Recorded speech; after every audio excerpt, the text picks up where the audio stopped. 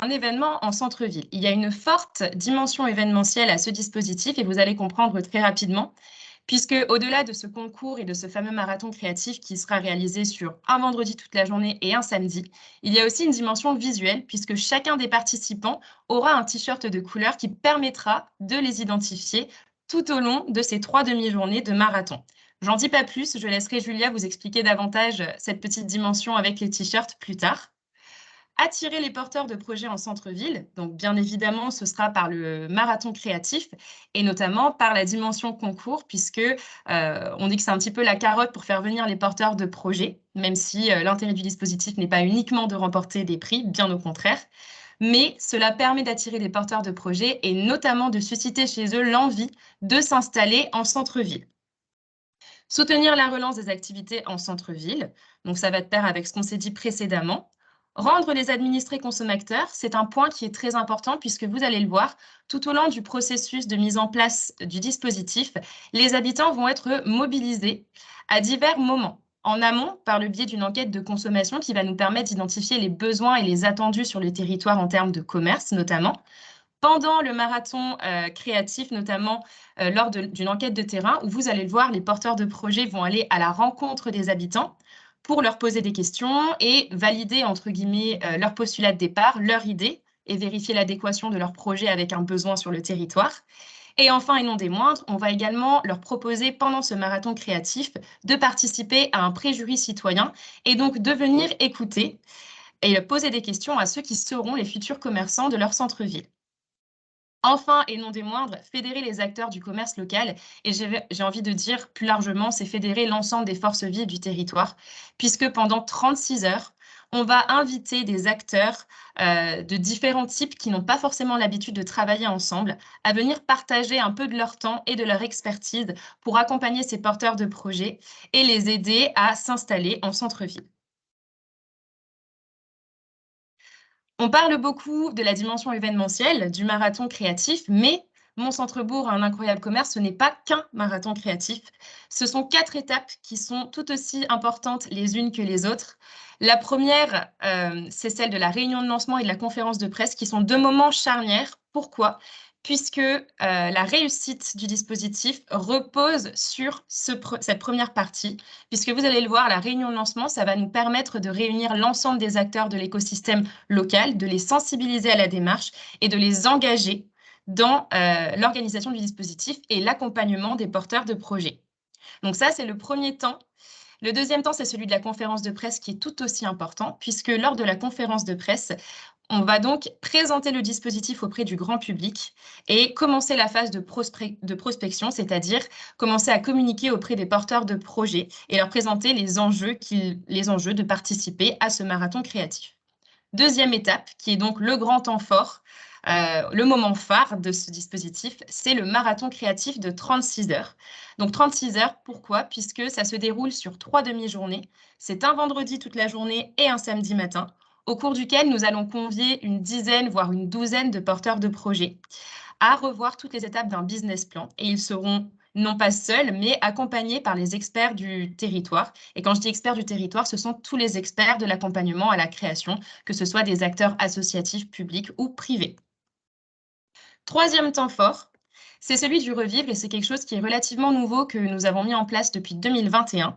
C'est que sont-ils devenus? C'est-à-dire qu'après le marathon créatif, donc entre 6 mois et 1 an après le marathon créatif, nous revenons pour faire le point avec l'ensemble des participants, savoir où ils en sont dans leur processus de création, qui s'est installé, quelles sont éventuellement les difficultés qu'ils rencontrent pour s'installer.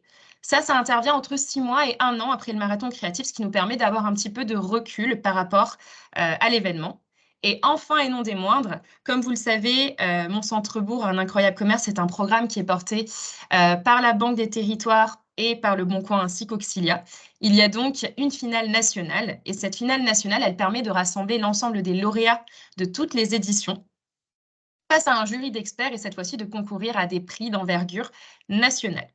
On reviendra un petit peu plus loin sur la finale qui s'est déroulée cette année en janvier. Je ne vous en dis pas plus. Je vous laisse la surprise pour la suite. Je vais passer la parole à Julia qui va rentrer un petit peu plus dans le cœur du sujet et dans l'organisation du dispositif. Julia, je te laisse la main. Merci beaucoup. Alors effectivement, on parle du marathon créatif depuis le début, mais concrètement, de quoi il s'agit? Parce que c'est vraiment le grand temps fort, du programme. Eh bien, donc Marion, a amorcé la présentation, hein. C'est vraiment, un moment qui va se passer sur 3 demi-journées, donc un vendredi toute la journée et un samedi matin, durant lesquels tout l'écosystème local et entrepreneurial est invité à participer, pour aider des porteurs de projets, des commerçants, des artisans à, donc soit enrichir leur projet et le renforcer s'ils n'ont pas encore créé, soit, à renforcer l'activité déjà en place ou à en développer une nouvelle s'ils sont déjà, présents sur le territoire. L'objectif, très concrètement, mais je vais vous présenter la méthodologie juste après, c'est, dans un premier temps de retracer toutes les étapes du business plan, en équipe.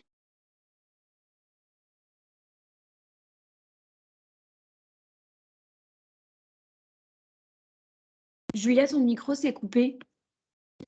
Ah mince! Et alors pardon, où on s'est Il y a arrêté? vraiment 2 minutes, hein, à peine. OK, donc la méthode sur le business plan, tout était OK?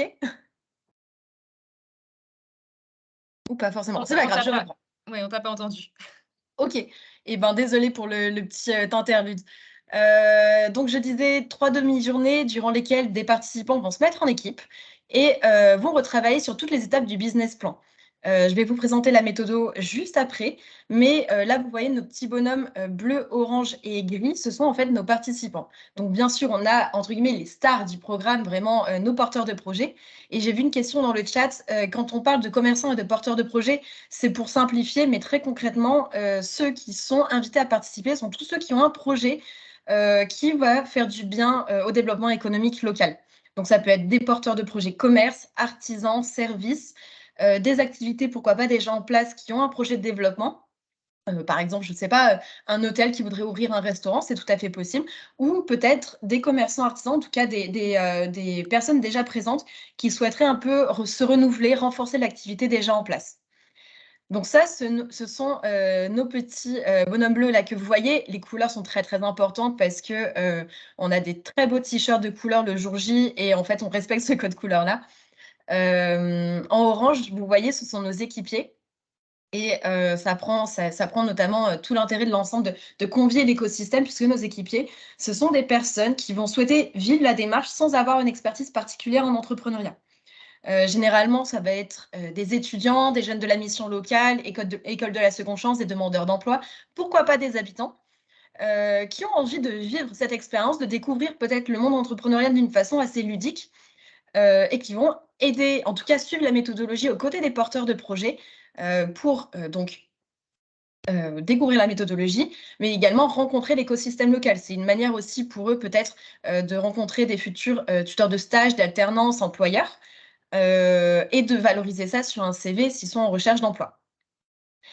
Et enfin et non des moindres, on a donc là, ils sont en gris, mais ils ont des très, très beaux t-shirts blancs, le jour J. Ce sont ce qu'on appelle les coachs. Ce sont nos experts en création d'entreprise, les commerçants expérimentés. Ça va être, tous les acteurs privés ou publics, locaux ou, pourquoi pas départementaux, qui ont une expertise dans une des étapes du business plan.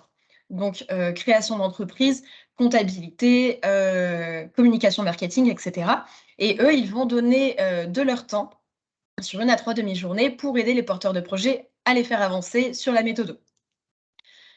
Et donc, alors, est-ce que voilà, on va passer à la slide d'après. Petit voilà, c'est bon, j'ai pris le contrôle de la présentation. Hop, alors, effectivement, la méthode est juste après, mais effectivement, les raisons pour lesquelles on réalise ça, dont j'en ai pas parlé, 6 à 12 porteurs de projets en moyenne participent. Ça dépend beaucoup, de la taille de la ville, de la taille du territoire et des besoins, pourquoi pas, qui ont été recensés lors de l'enquête de consommation et par la ville en amont ou le PCI. Et la raison pour laquelle on fait venir ces participants, c'est déjà, en tout cas, les raisons pour lesquelles ils acceptent de participer. Déjà, c'est totalement gratuit pour tous les participants, porteurs de projets, équipiers, coachs, bien sûr, et surtout, ils vont, accélérer leur projet. On a l'habitude de dire qu'en participant, un porteur de projet ou un commerçant, gagne 3 à 6 mois de développement en fonction de son stade d'avancée, avant de venir. Tout simplement parce que tout l'écosystème sera présent le jour J. Donc plutôt que d'essayer d'avoir un rendez-vous avec le banquier, le comptable, l'agence de communication, peut-être l'architecte pour la vitrine, pourquoi pas, pour la boutique, ils seront tous présents, au même endroit, au même moment, lors du marathon créatif. Et en plus, on retrace toutes les étapes du business plan. Donc, on va reprendre vraiment les bases et on va un petit peu revoir tout ça et leur apporter, pourquoi pas, de nouvelles idées, notamment grâce aux coachs qui seront présents. Intégrer le local vacant. Marion en a parlé, l'un des objectifs principaux, c'est vraiment de créer un coup de cœur entre un porteur de projet et un local vacant qui serait mis à disposition généreusement pour l'événement uniquement par un propriétaire ou pourquoi pas une agence IMO ou par la ville ou le PCI si la ville est propriétaire. Alors, j'ai vu une question également dans le chat à ce sujet. Effectivement, le but, c'est de créer un côté un peu ce qu'on appelle l'effet waouh, c'est vraiment un coup de cœur. Donc, on évite de choisir des locaux vacants qui pourraient être vétus ou qui auraient besoin d'un trop gros rafraîchissement. Voilà, refaire la peinture ou ce genre de choses, c'est aucun souci. On évite de les mettre en difficulté dans un local qui serait pas adapté pour accueillir une équipe de 5-6 personnes. Et d'ailleurs, ça me permet de rappeler tout simplement ce qui se passe dans ces locaux vacants. Ils vont travailler en équipe. Ils vont pas vendre des produits, c'est pas comme un salon. Ils se mettent vraiment en équipe les 3 demi-journées dans ce local. Hors activité que je vais vous présenter derrière. Voilà. Et l'objectif, c'est de les inviter à voir ce qui se passe, ce qui existe en centre-ville et là où ils pourraient être sur du moyen long terme. Bénéficier des conseils des experts locaux, j'y reviens pas très longtemps. Ce sont nos coachs, hein, ça va être les acteurs publics, les consulaires, CCI, CMA, pourquoi pas Chambre d'agriculture. Voilà, tous les acteurs qui ont un intérêt et une expertise dans l'accompagnement entrepreneurial. Ça va être les acteurs privés, donc banques, assurances, experts comptables, j'en oublie beaucoup, hein, mais les acteurs de l'accompagnement privé. En fait, nous, notre objectif, c'est vraiment de donner de la visibilité à tous ces acteurs-là et à mettre en avant leurs actions quotidiennes dans ce grand temps fort du marathon créatif. Et bien sûr, en faire bénéficier nos participants, porteurs du projet comme équipiers. Les nombreux prix, Marion également en a parlé, on organise le marathon créatif sous forme de concours de création d'entreprise pour les faire venir et en plus, surtout, pour les faire rester sur le territoire, puisque après participation, il y a un jury à la fin. Des prix sont à gagner, mis à disposition par la ville, par les partenaires, donc ces fameux acteurs dont je viens de vous parler, par Le Bon Coin également. Et les prix offerts par les partenaires et par la ville ne sont débloquables effectivement qu'en cas d'installation en centre-ville, ou en tout cas dans la zone géographique qui aura été ciblée en amont par nous, par l'équipe, par la ville, par le PCI. Tout simplement parce que le but, c'est de les faire s'installer et surtout de les faire rester. Donc, le but, c'est pas de leur donner, je sais pas, une dotation financière et qu'ils aillent dans le département ou dans une autre région à côté. Les prix, c'est vraiment la carotte, même si les bénéfices vont bien au-delà de ça.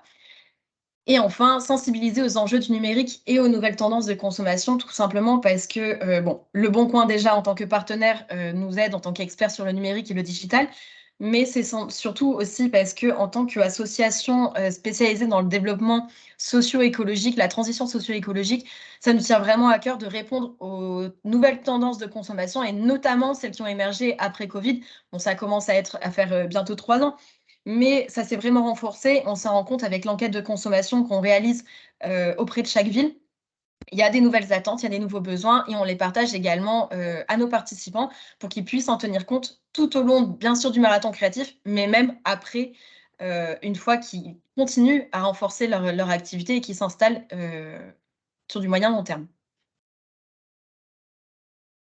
Et enfin, notre magnifique serpentin, comme vous pouvez le voir de notre méthodologie. Alors, je vais vraiment pas être très longue sur le sujet. De toute façon, on va vous envoyer cette plaquette avec un petit compte rendu, avec la retranscription de la visio.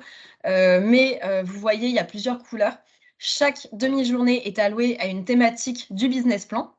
Le matin, bien sûr, après un temps de lancement, les participants vont attaquer ce qu'on appelle l'opportunité. Quel est mon projet? Quelle est mon offre de valeur? À qui je vais le vendre? On a une enquête terrain pour justement aller à la rencontre des habitants, des passants en centre-ville, pour conforter les premières idées et de toute façon, pour les entraîner aussi à synthétiser leur projet pour le jury du lendemain. L'après-midi, après un repas et une petite activité de mise en jambe, on a 2 thématiques ou 3 temps forts plutôt. Ce qu'on appelle l'adaptabilité, c'est ces fameux nouveaux besoins, nouvelles attentes des habitants, des consommateurs. C'est-à-dire comment j'intègre du numérique dans mon projet pour exister sur le monde d'internet, comment j'intègre l'écologie et comment je m'intègre localement, quel est mon ancrage local, est-ce que je fais du bien à mon territoire? Le nerf de la guerre, les chiffres, viabilité économique. Alors, là, on en est conscient, ils ont 1h30 à chaque fois pour travailler sur ces thématiques. Donc, pas de panique, on reprend à chaque fois les bases, les fondamentaux, les grands équilibres, notamment pour la comptabilité. On ne va pas aller dans un prévisionnel sur 3 ans. Ça, ils vont le travailler plus tard avec des acteurs locaux au besoin. Nous, on veut vraiment on veut s'assurer en fait qu'ils comprennent les grands équilibres financiers, donc les charges principales, les investissements, et qu'ils calculent un seuil de rentabilité et qu'ils le retranscrivent, si vous voulez, en nombre de clients par semaine ou par mois à atteindre pour avoir ce seuil de rentabilité. Donc vraiment les grands équilibres à chaque fois, les grandes idées. Et à la fin de cette grosse première journée du marathon créatif, il y a un entraînement à l'oral qu'on appelle le préjury citoyen. Donc à ce moment-là, c'est vraiment un entraînement durant lequel ils vont présenter en quelques minutes tout le travail qu'ils auront fait durant la journée. C'est vraiment un premier exercice, il n'y a pas de présélection. On les met en condition, c'est un petit peu quand on passe le permis, on passe toujours 1 heure, vous savez, de conduite en amont pour s'entraîner un petit peu. Ben là, c'est le même principe. Et ce préjury peut être composé de commerçants en place pour les intégrer encore un peu dans la démarche. S'ils n'ont pas eu le temps de d'être coach ou s'ils n'ont pas eu envie d'être participants directement, ils peuvent venir au préjury. Des habitants aussi. Et enfin, à 19h30 environ, en général, ça se termine. Et alors rassurez-vous, on parle de 36 heures d'événement. Tout le monde a droit de rentrer chez soi le soir pour se reposer. Mais souvent, on parle de 36 heures d'événement parce que nos porteurs de projets sont assez stressés et continuent de travailler le soir, voire la nuit, pour le lendemain matin.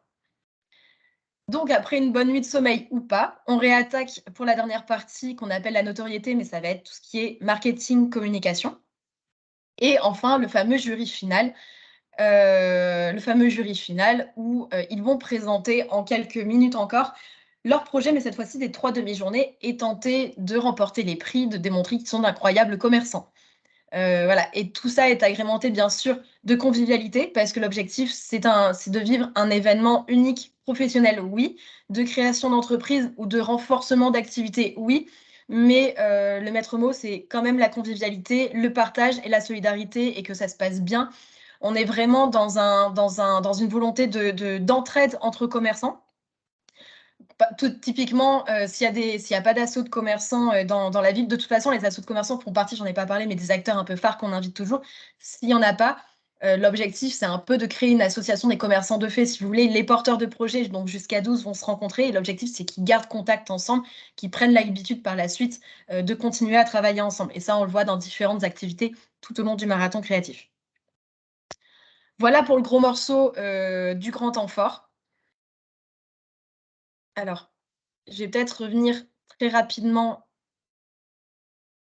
sur les chiffres parce que voilà, on a la chance d'avoir maintenant du recul sur les premiers événements. Donc, depuis 2019, on fait des Mont-Centre-Ville sur les villes Action Cœur de Ville, mais depuis 2021, donc on a fait, si ma mémoire est bonne, 20 stis Mont-Centre-Bourg, un incroyable commerce dans toute la France, DOM-TOM inclus. Donc, on a quand même quelques retours. Voilà, donc 26 villes maintenant, parce qu'on a eu une ville en fin d'année à Mayotte qui n'a pas été prise en compte dans ces chiffres-là, puisque c'est assez récent. Là, vous le voyez sur les 25 villes. Alors, les tailles allaient à peu près de 2200 habitants à, je crois que la plus grande était dans les 18 000 habitants. Donc, on a vraiment un très large panel. En moyenne, 9 projets participants, 9 porteurs de projets participants.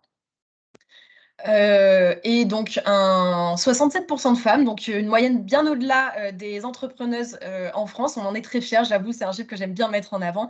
Mais au-delà de ça, voilà, vous avez la typologie des projets, beaucoup de commerce alimentaire, de bouche, des restaurants. Et ensuite, on va être plutôt sur de l'art, culture, loisirs. Et ensuite, ça se décante. Là, vous le voyez, je ne vais pas vous détailler tout, mais c'est assez varié finalement, comme participants, comme participation. Par contre, il y a des tendances qui reviennent toujours et quasiment systématiquement à chaque inscription. Ça va que les tendances, on est toujours sur des projets, allez, à 95% sur des projets très qualitatifs. À savoir que la plupart du temps, maintenant, ils ont le réflexe de prendre en compte l'ancrage local, ils ont le réflexe de faire de la qualité, des produits de qualité, des produits locaux, des circuits courts, du bio, du bien-être, etc. Ça, c'est vraiment des tendances qui se retrouvent. Et en fait, si vous voulez, on a à peu près les mêmes chiffres sur les villes Action Cœur de Ville, à savoir que je crois que sur les villes Action Cœur de Ville, on va plus être aux alentours de 10 porteurs. 10, 11 porteurs parce que c'est des villes plus grandes. Mais voilà, on a les mêmes résultats. Je ne serai pas plus longue, de toute façon, on vous envoie ça. Et hop, donc voilà, ça c'était pour le gros du marathon créatif. Je vois quelques questions dans le chat. Alors je peux pas, j'ai du mal à suivre en même temps la présentation et les questions, mais je crois que Céline est là vous répondre et que de toute façon on va faire des questions-réponses à la fin. Donc pas de panique si j'ai pas encore apporté tous les détails de vos questions. Ce que vous avez devant vous, ce sont les premières villes qui ont été sélectionnées pour 2023 pour accueillir la démarche cette année. Comme vous avez pu le voir peut-être dans les mails qu'on a envoyés, on a décidé d'ouvrir des places supplémentaires puisqu'il nous reste quelques week-ends de disponibles cette année et on a eu plusieurs demandes. Donc, on tenait vraiment à faire bénéficier de la démarche au plus grand nombre de villes possible. Bon, après, on est 6, donc voilà, ça va être un nombre restreint. On a quelques critères, pas des critères, mais des contraintes pour organiser les événements. Mais voilà, là, vous voyez, on essaie d'être présent un petit peu dans toute la France. Cette année, on n'a pas encore de ville. Alors, on n'a pas encore de ville en Auvergne-Rhône-Alpes, étant à Lyon. Voilà, n'hésitez pas, j'aime ma région, donc je serais ravie d'y aller cette année. Mais vous voyez, on essaie d'être présent un petit peu partout. Ce qui me fait penser d'ailleurs que si ultérieurement à cette webconférence, vous avez des questions, de toute façon, on a nos super intervenants qui vont vous présenter un petit peu leur retour d'expérience.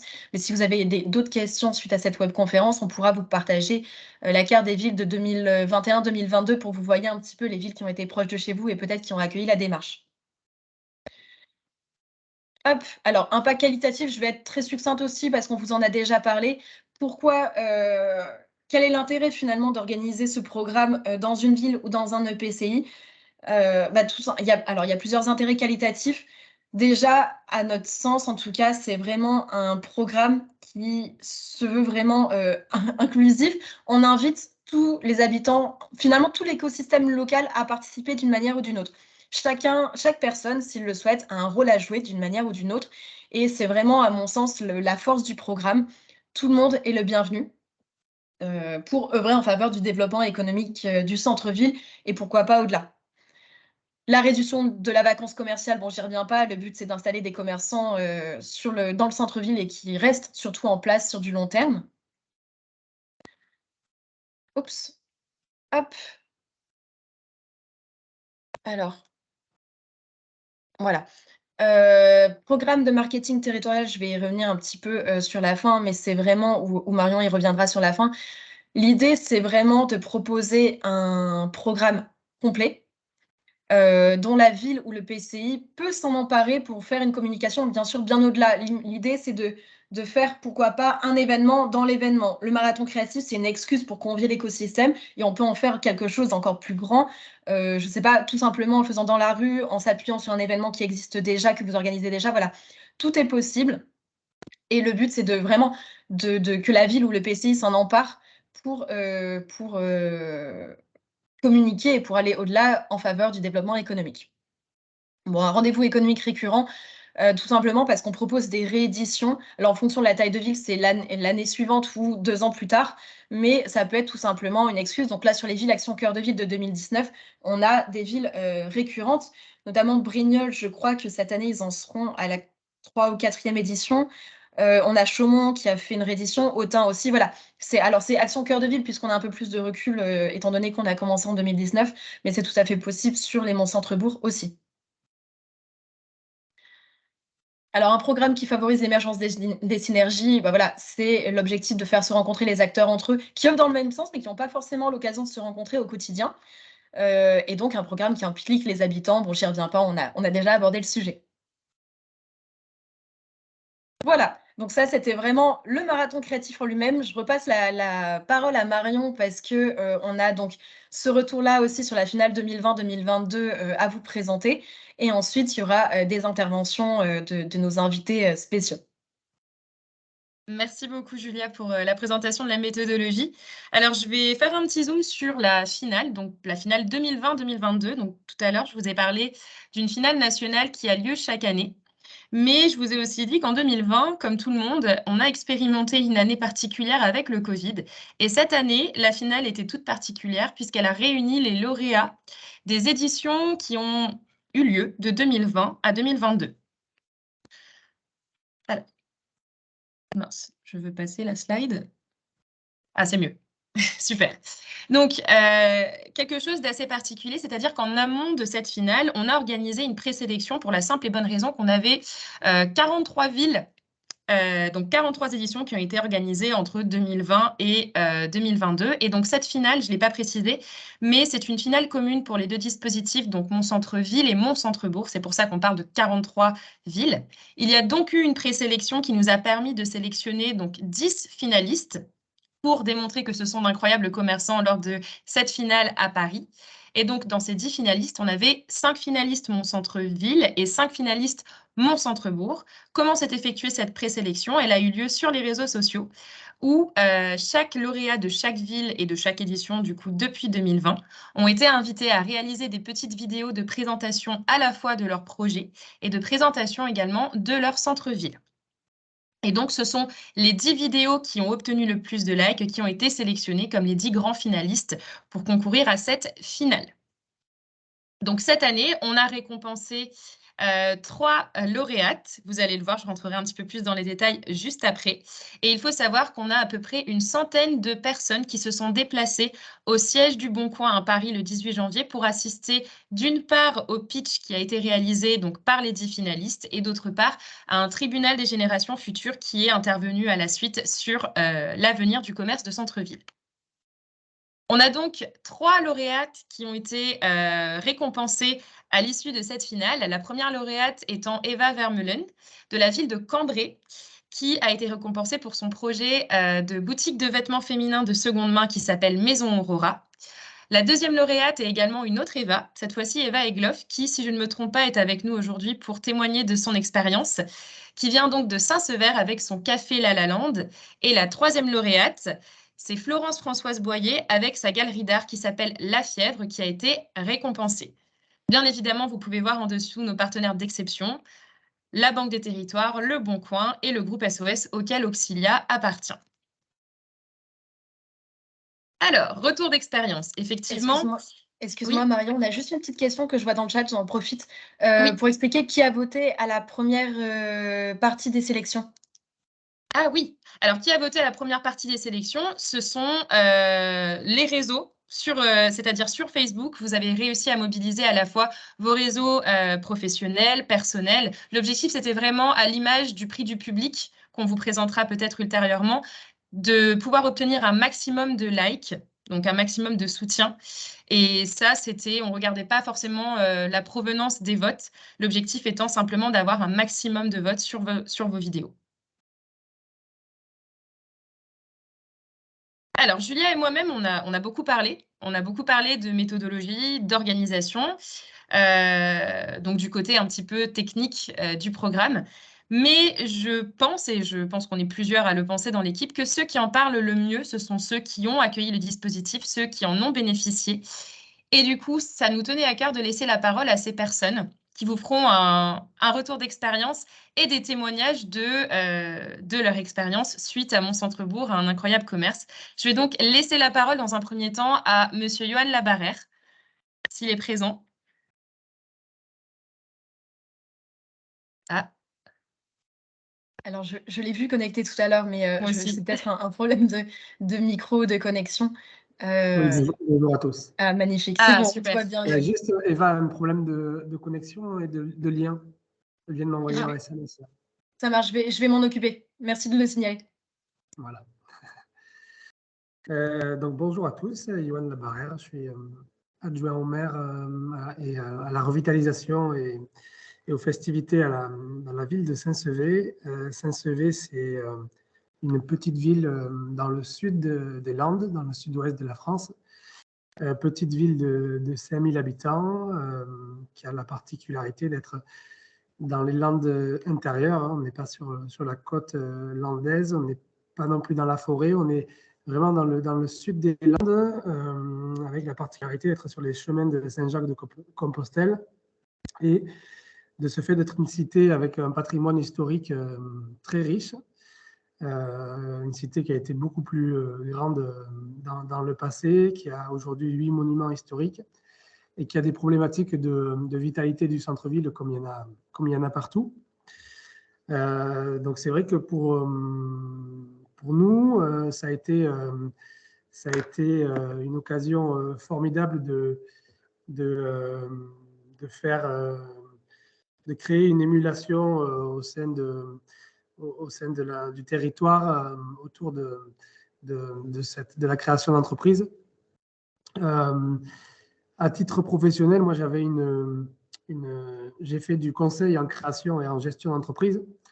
Donc, avant de se lancer dans l'aventure, Mon Centre-Bourg, un incroyable commerce, j'avais quelques a priori et je me disais comme on est beaucoup d'entrepreneurs dans les élus, je me disais qu'on pouvait se l'organiser tout seul, qu'on avait tous le réseau et l'expérience suffisant pour se l'organiser. Et en fait, on est allé voir à Cancon, dans le Lot-et-Garonne, comment ça se passait une édition de Mon Centre-Bourg, un incroyable commerce.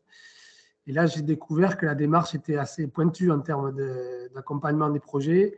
On entre vraiment dans le détail des projets, que ce soit en termes de business plan, de communication, d'intérêt pour le territoire. Donc, on a une démarche qui est à la fois professionnelle et qui, notamment grâce à la participation de nombreux professionnels de la création d'entreprise, des chambres de commerce, des experts comptables, etc.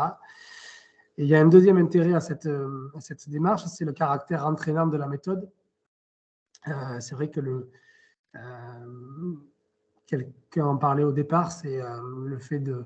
Bon, certes, il y a du visuel, etc. Mais c'est vraiment un événement à part entière qui va dynamiser la ville le temps d'un week-end. Donc voilà pour les atouts de la démarche. Donc c'est vrai qu'avec quelques a priori au départ, mais en fait complètement convaincu au fur et à mesure que de la préparation de l'événement et de la réalisation de l'événement que c'est une démarche qui est très dynamique et entraînante pour un territoire. Alors en termes de facteurs clés de réussite, bon, ça nécessite quand même un investissement de la commune, hein, on ne va pas se cacher. Il y a un gros accompagnement de Auxilia, mais néanmoins, il faut quand même que les organisateurs locaux soient conscients qu'il faut mettre la main à la pâte pour fédérer les gens autour de vous. Hein. Alors, suivant la taille de la commune, ça va être plutôt des employés de la commune qui vont le faire ou plutôt des élus. Nous, dans le cadre d'une ville de 5000 habitants, c'était un travail conjoint des services administratifs de la mairie et à la fois des élus dont je fais partie pour fédérer vraiment autour de cet événement et en faire le point de départ de quelque chose d'important pour la ville. Je pense notamment à la fédération de tous les types de partenaires, que ce soit les chambres de commerce, Pôle emploi, si vous avez des écoles autour de vous, les entrepreneurs, mais aussi les réseaux d'entreprises, les agences de communication, les agences immobilières. Il faut vraiment ratisser large pour essayer de fédérer le maximum de personnes autour de l'événement. Et en fait, l'idée, c'est de se dire que quel type de public, quel type de professionnel ou d'association de la commune pourrait avoir un intérêt à participer à cet événement. Et en fait, quand on y réfléchit, même une agence IMO peut avoir intérêt à être partenaire de l'événement parce qu'elle a peut-être des locaux vacants à louer. Il peut y avoir aussi parmi les écoles ou les BTS du secteur, il peut y avoir des étudiants qui peuvent participer en tant qu'équipiers. Il peut y avoir aussi parmi eux des gens qui ont des projets de création d'entreprise dans la tête et ça peut être l'occasion pour eux de tester leur idée et de la mettre à l'épreuve d'un jury. Donc voilà, il ne faut pas hésiter à ratisser le plus large possible pour fédérer le maximum d'énergie autour de cet événement. Voilà, un petit conseil aussi, c'est de bien rappeler, en général, sur 99% des personnes qui participent, il n'y a pas de problème, mais il faut quand même rappeler que le caractère bienveillant de la démarche. Nous, on a eu, alors je ne sais pas si ça s'est vu, Julia, sur le terrain, mais nous, on avait eu un coach qui manquait un petit peu de bienveillance par moment, Donc, il faudra bien penser à le rappeler à tout le monde. Mais c'était vraiment un cas isolé. Voilà. Oui, Sinon, on a toujours une ou deux personnes, malheureusement, qu'on est obligé de rappeler, entre guillemets, à l'ordre dans ce cadre-là, puisque tu as raison, hein, le maître mot, c'est quand même la bienveillance avant tout. exactement. Surtout que c'est une situation de stress pour les candidats. Mais c'était une situation qui est très enrichissante pour les porteurs de projets. Nous, on les a vus progresser d'une manière incroyable pendant 36 heures. C'était vraiment les montagnes russes. Certains sont passés dans tous leurs états. Il y a eu des pleurs, du stress, des volontés d'abandon. Et le lendemain, lors de la présentation finale, on a retrouvé des personnes complètement transformées et qui avaient trouvé les clés par rapport à leur projet, qui avaient été loin dans leur démarche personnelle. Et je pense que tous, ils en sont ressortis grandis. Grandis, et tous les participants ont ressorti grandis avec davantage de clés, de forces pour concrétiser leur projet de création d'entreprise. Voilà. Et pour la ville, il faut s'en servir vraiment comme un levier d'attractivité, cet événement. C'est aussi un moyen de communiquer sur la ville, de dire aux entrepreneurs du territoire, aux porteurs de projets du territoire, mais pourquoi pas vous installer dans ma ville. C'est aussi comme voilà, c'est vraiment un moyen de communiquer sur le territoire. Et dernière chose, ça a été aussi pour nous l'occasion de faire un gros travail en amont sur les locaux vacants. Je pense que d'autres villes vont se reconnaître dans ce que je vais dire. Nous, on avait un problème, c'était qu'on avait beaucoup de locaux vacants issus d'un passé plus riche de la ville il y a des dizaines d'années, mais peu de locaux en fait qui étaient adaptés au commerce d'aujourd'hui, qui nécessitaient des travaux. On avait aussi des locaux qui étaient en état, mais dont les propriétaires ne se pressaient pas à louer ou à vendre, c'est-à-dire à remettre sur le marché. Donc, on a fait un travail de pédagogie avec ces propriétaires-là. On a essayé de comprendre pourquoi ils n'étaient pas sur le marché, pourquoi ils ne faisaient pas de travaux. Donc, voilà, ça nous a permis aussi de nouer contact avec les propriétaires. Certains sont venus en tant que spectateurs et tous ont accepté d'ouvrir leurs portes le temps d'un événement. Donc, ça a été l'occasion de les réouvrir le temps d'un week-end et de démarrer quelque chose de nouveau dans ces locaux-là. Il y en a beaucoup qui ont été réouverts depuis le concours, que ce soit par des porteurs de projets ayant participé au concours ou que ce soit par d'autres personnes du territoire. Donc nous, ça nous a vraiment permis de dynamiser la réouverture de ces locaux. Donc voilà, je crois que j'ai à peu près tout dit. C'était vraiment une formidable aventure qui était vraiment un événement festif dans le centre-ville. Pourtant, on a fait ça fin novembre, le week-end était pluvieux, mais on avait de la joie et des sourires, de la joie dans le cœur et des sourires sur les visages. Donc, c'était chouette. Et on a eu la chance de participer avec Eva, qui va intervenir juste après à la finale nationale, qui était une belle expérience aussi. Donc, voilà. Pour ceux qui ne connaissent pas Saint-Sevé, je vous invite à y venir ces journées. Il y a des jolies choses à découvrir sur place. Voilà. Eh bien, merci beaucoup, Johan, pour ce beau témoignage et ces conseils aussi aux villes qui sont présentes et qui nous écoutent aujourd'hui. Effectivement, tu as parlé du coup d'Eva qui a participé au dispositif et qui a été donc la seconde lauréate lors de cette finale 2020-2022, à qui je laisse la parole pour nous témoigner un petit peu de son expérience. Eva, c'est à toi. Bonjour tout le monde, 104 participants, c'est chouette.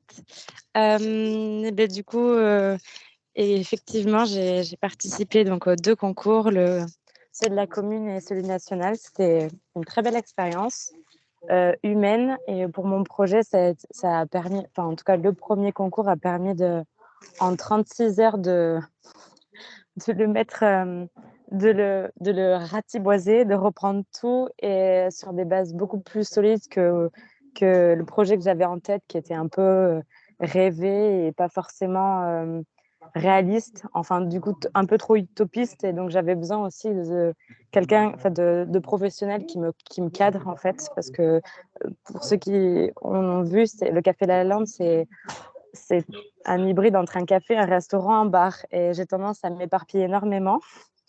Johan en est témoin, c'est toujours le cas même après le concours, mais en tout cas, ça a permis de, voilà, au niveau du budget, au niveau de la communication, au niveau des partenaires, etc., de m'aider sur ces choses, de me reposer sur des bases solides, reposer le projet sur des bases solides. J'étais aussi accompagnée du BGE Tech GECOP, qui est une asso, et là, voilà, ça, plus le concours, ça a été vraiment essentiel pour moi pour, pour penser mon projet. Ça faisait déjà 1 an et demi que je l'avais en tête, mais à la suite du concours, étant donné que j'avais été lauréate et que j'avais senti un engouement à la suite de ce projet, je me suis lancée. Hein, ça a été, sans ça, j'aurais pas sauté le cap. Et comme tu disais, Johan, énormément de bienveillance. Mais en même temps, c'était un défi quand même, quoi. Il y avait du stress. C'est vrai qu'il y a eu des pleurs. On est passé par toutes les émotions pendant 36 heures. C'était rude, franchement. On était épuisés au bout de 36 heures. Enfin, la nuit entre les deux a été très compliquée pour moi, en tout cas. Mais c'était que du positif. Et franchement, je suis extrêmement reconnaissante de cette épreuve, de ce concours. Voilà. Et puis le national, c'était du plus. Et j'ai hâte, j'ai la chance d'être encadrée par le cabinet Auxilia. J'ai hâte de commencer ça. Parce qu'il va falloir que je me recadre aussi, même après 8 mois d'activité. Il va falloir des remises à niveau. Voilà. Je sais pas s'il y a beaucoup de porteurs de projets qui m'écoutent, mais en tout cas, c'est une super expérience. Il faut vraiment y aller en se disant qu'il n'y a pas d'échec. Il n'y a que de la bienveillance. Même si c'est une idée qui vous paraît farfelue, faut se tenter. Ça ne sera pas forcément un projet qui va aboutir, mais ce n'est pas grave, ça va vous aider à vous poser sur... parce que c'est compliqué des fois de se lancer. Mais ça aide énormément à structurer son projet, à voir s'il peut être viable aussi. Puis des fois, il y en a, oui, il y a eu des pleurs parce que des gens qui n'ont pas pu forcément se lancer ou c'était trop utopiste, quoi. Mais c'est vraiment important de s'essayer, de se challenger. C'est vraiment important pour moi. En tout cas, ça a été essentiel. Merci beaucoup, Eva. Merci beaucoup. Juste peut-être pour rebondir, effectivement, quand j'ai présenté la méthode, j'en profite, Eva, tu as abordé la question. L'objectif de mon centre bourse, c'est pas d'installer à tout prix des commerçants n'importe comment et aussi vite que possible. C'est vraiment d'offrir un cadre de réflexion solide et serein pour donner peut-être des feux verts, des feux oranges, des feux rouges aux porteurs de projets qui pourraient participer et de les inviter à poursuivre la réflexion si on ne les sent pas, ou si les coachs ne les sentent pas encore prêts à se lancer. Voilà, je voulais rebondir là-dessus parce qu'effectivement, tu as mis le doigt sur ce détail qui n'en est pas un finalement. Et voilà, on offre un cadre de réflexion, mais on n'encourage pas l'installation à tout prix. Et bien sûr, sur ces belles paroles, on va poursuivre cette fois-ci avec Elsa Nord de la communauté de communes de la vallée de la Dollère et du Southback, qui va également, à l'image de Johan, nous faire un petit témoignage, un retour d'expérience de l'édition qui s'est déroulée l'année dernière à Masvaux. Merci Marion, salut Julia, bonjour à tous. Donc, Elsa Nord, chef de projet Petite Ville de demain. Je suis accompagnée de notre manager de commerce, Manon Guilardi. Pourquoi? Parce que nous, on a vraiment conjointement organisé l'événement techniquement. Ça prend quand même un peu de temps. En tout cas, ce qui est sûr en retour d'expérience, c'est que nous, ça nous a apporté beaucoup. Tant auprès des contacts, c'est vrai qu'en amont de l'événement, on prend quand même contact avec énormément de partenaires, avec nos banques, avec nos agences locales telles que Pôle emploi, la mission locale, des associations auxquelles on ne connaissait même pas, des associations qui accompagnent la création de commerces et de nouveaux commerçants. Donc cette prise de contact déjà elle est importante tant nous pour nos futurs dossiers, mais également moi je le prends comme ça pour remettre de l'humain au cœur de notre boulot quotidien. C'était de la vraie rencontre, un moment de partage et d'échange pendant l'événement qui est très important. et dont on ressent également les bénéfices à l'issue de l'événement et dans le suivi de l'accompagnement de nos commerçants qui sont installés.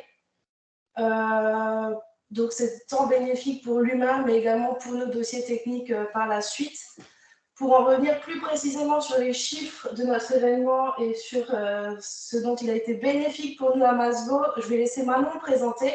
Et puis, pour l'aspect vraiment événement et émotion durant l'événement, je pense que Pauline aura très bien de quoi s'exprimer là-dessus également.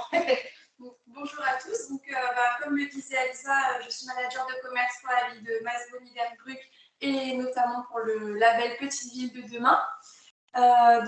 Pour revenir un petit peu sur les journées du 3 et 4 juin, donc, nous avons recensé 12 porteurs de projets qui étaient là, donc, tant bien pour la reprise commerciale ou la création de nouvelles activités.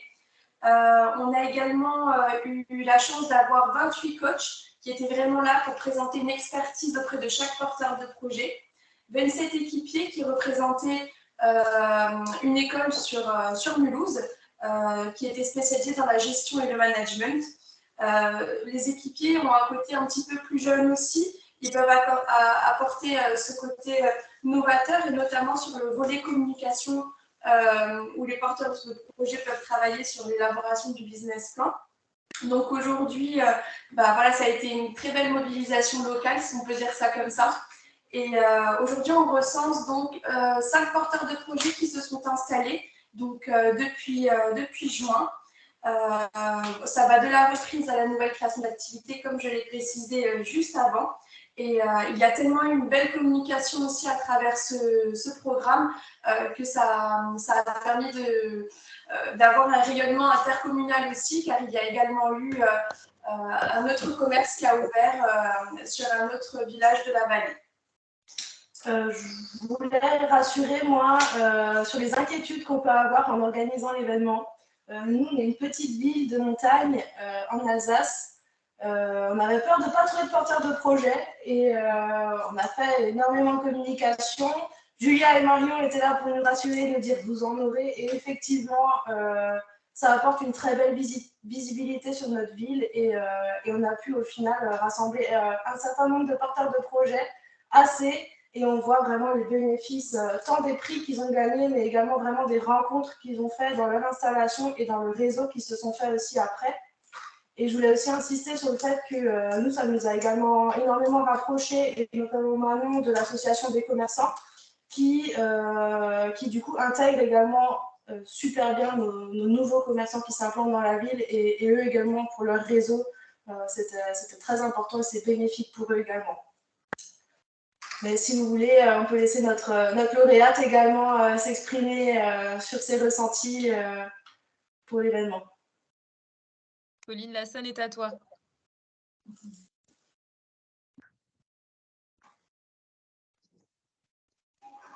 Ah. Bonjour tout le monde. Désolée, j'ai la crèche, je vais essayer de parler le plus fort possible. Alors, donc ouais, moi du coup, j'ai participé au concours donc, en juin l'année dernière. Alors clairement, je ne vais pas vous le cacher, la première chose qui m'a interpellée, c'était les prix à gagner. Parce que moi, donc, j'ai repris une entreprise, donc de toute façon, c'était acté, hein, mon projet était lancé et c'était sûr et certain que j'allais reprendre la boutique. Et c'est vrai que quand Manon m'a parlé la première fois, je me suis dit: «Oh dans quoi je me lance?» Alors elle m'avait expliqué vite fait qu'il fallait passer devant un jury, qu'on allait être accompagné et tout ça. Mais tu te dis: «Bah, dans quoi tu te lances, en fait? Qu'est-ce qui va se passer pendant ces 36 heures?» Et puis je me suis dit: «Bon, il y a quand même des beaux prix à gagner. Je vais prendre sur moi parce que passer devant un jury, l'angoisse». Et je me suis dit: «Bon allez, tant pis, tente le truc, au pire, bah, tu rien à perdre». Et donc ça a été une expérience, j'ai même pas les mots, en fait, c'était vraiment incroyable. Clairement, je pense que si c'était à refaire, je le referais, les yeux fermés. Pardon.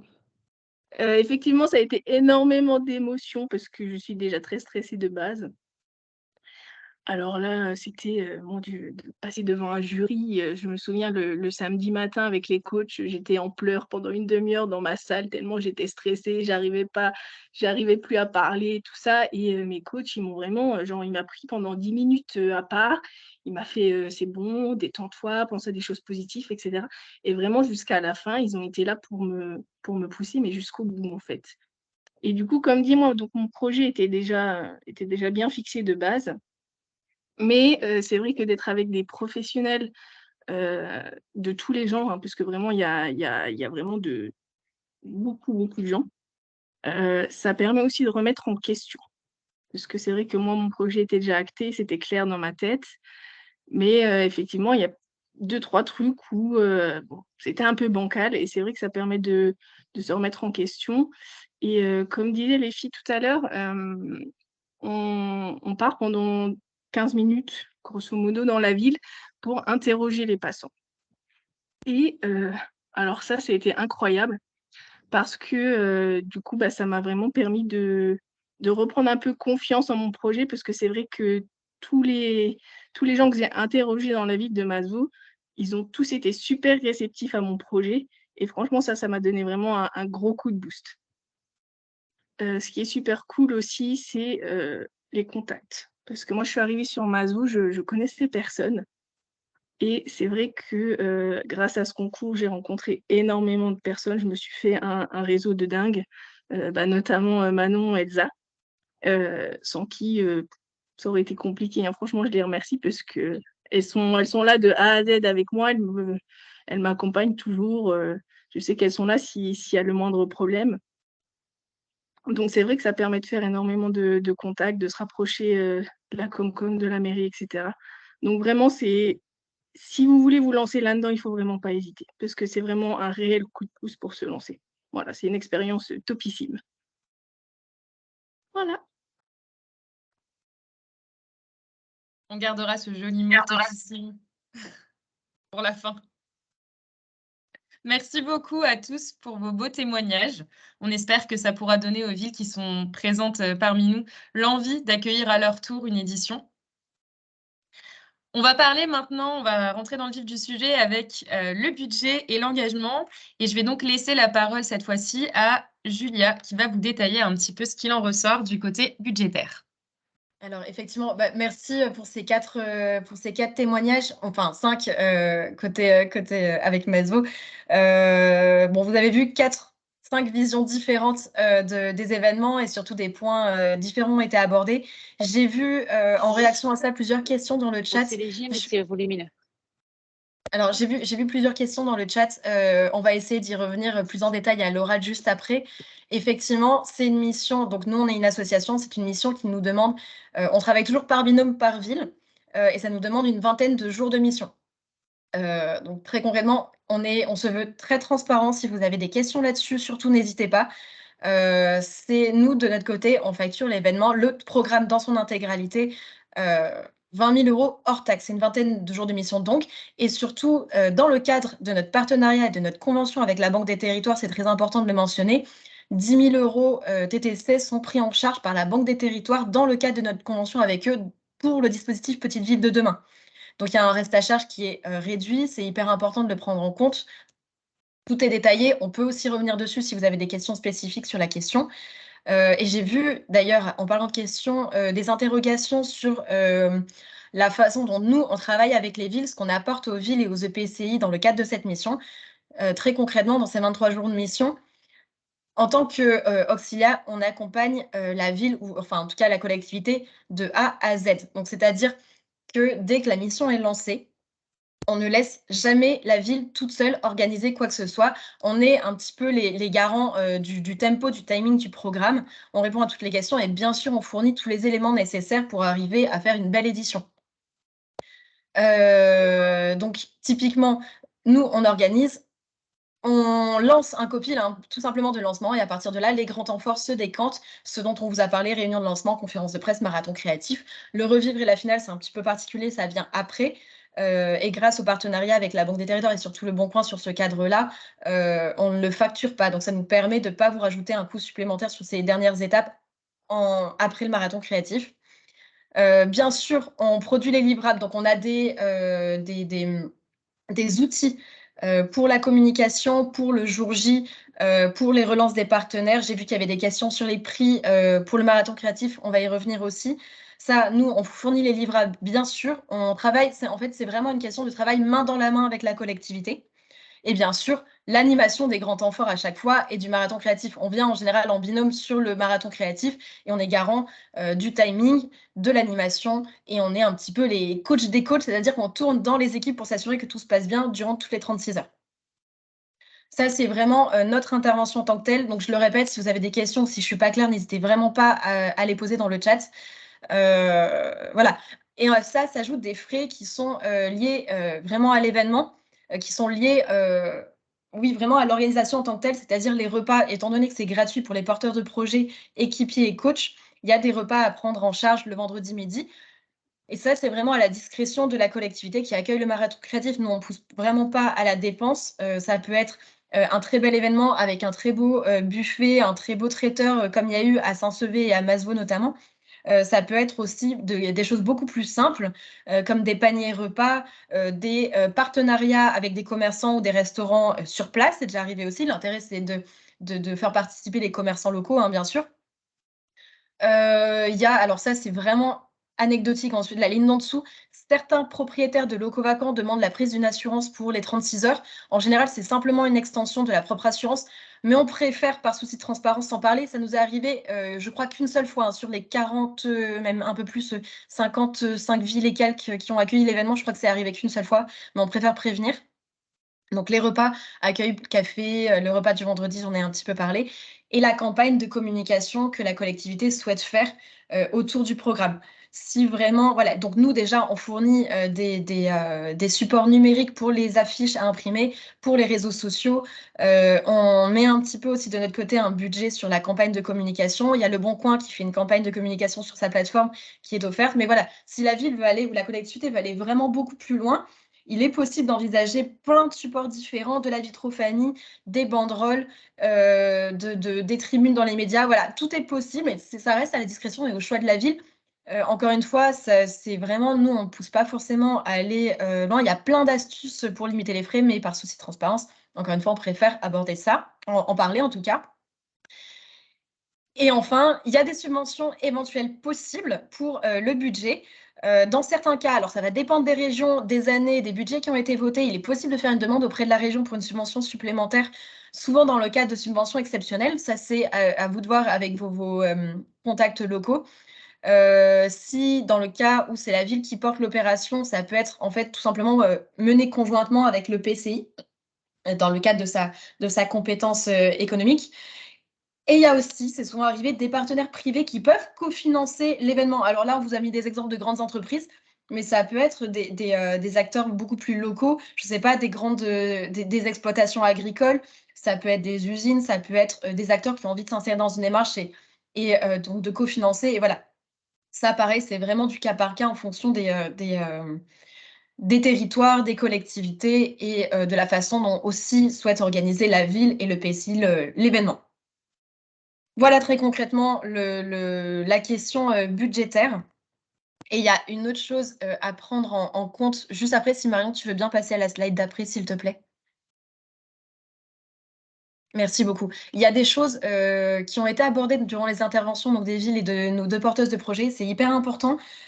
Nous, on fait vraiment de notre mieux pour faire une belle édition, mais Mon Centre-Bourg, un incroyable commerce, n'existe pas sans investissement en termes d'humain, en fait, de la ville et de l'EPCI.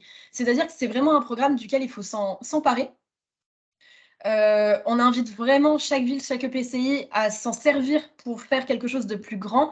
Et effectivement, sans du temps investi côté ville ou côté EPCI à chaque fois, ça devient beaucoup plus compliqué et l'ampleur de l'événement est un peu réduite. Donc voilà, c'est vraiment un travail c'est vraiment quelque chose, à mon sens, dont il faut avoir compte, même si nous, on fournit vraiment toute l'énergie nécessaire pour que ça se passe bien. C'est toujours mieux si la ville s'en empare, puisque nous, on est, entre guillemets, des facilitateurs. J'aime pas trop ce terme-là, mais on est des facilitateurs.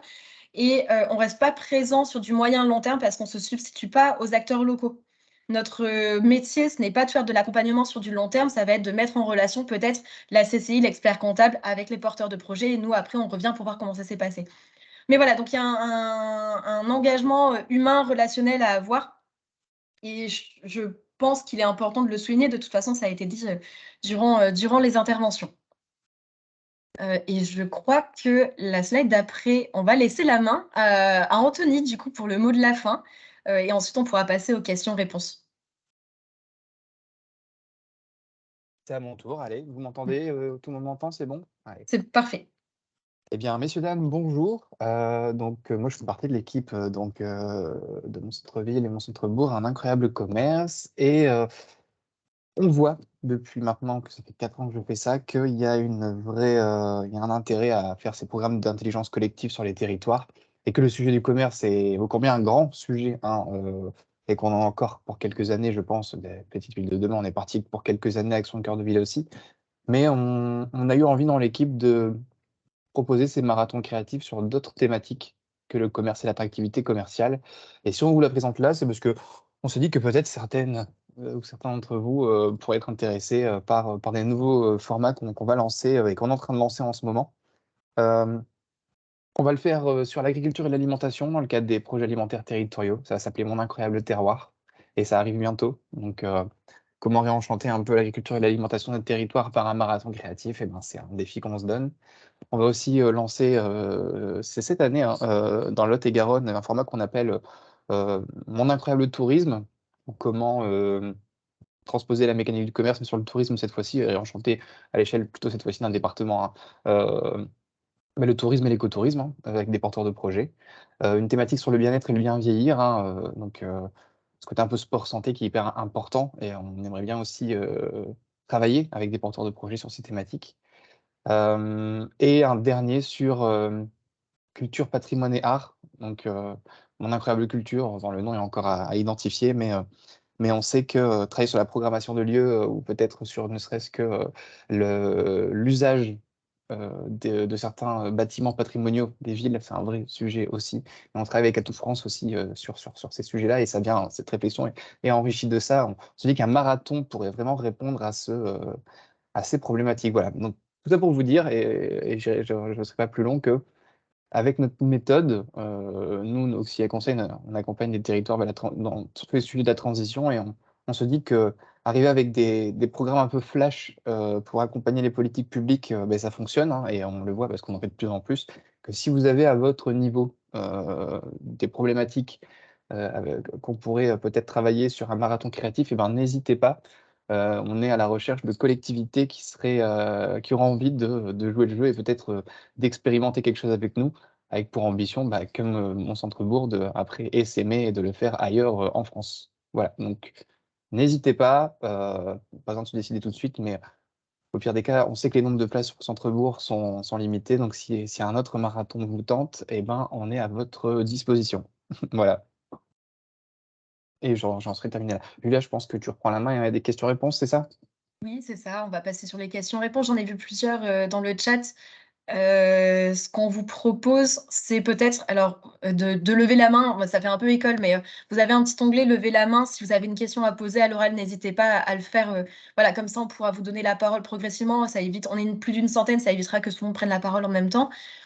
J'ai vu déjà une question qui est revenue plusieurs fois dans le chat concernant... Oui, pardon, on a oublié un peu le plus important. Si vous voulez accueillir le marathon créatif en 2023 ou un des marathons sur une thématique particulière, peut-être avant de passer aux questions-réponses, tout simplement, pour 2023, si vous êtes intéressé, soit pour en savoir plus, pour avoir des détails sur des questions précises, n'hésitez pas à nous faire un retour de mail. On va vous envoyer un compte-rendu, on va vous envoyer la plaquette, on va vous envoyer la rediffusion de la webconf.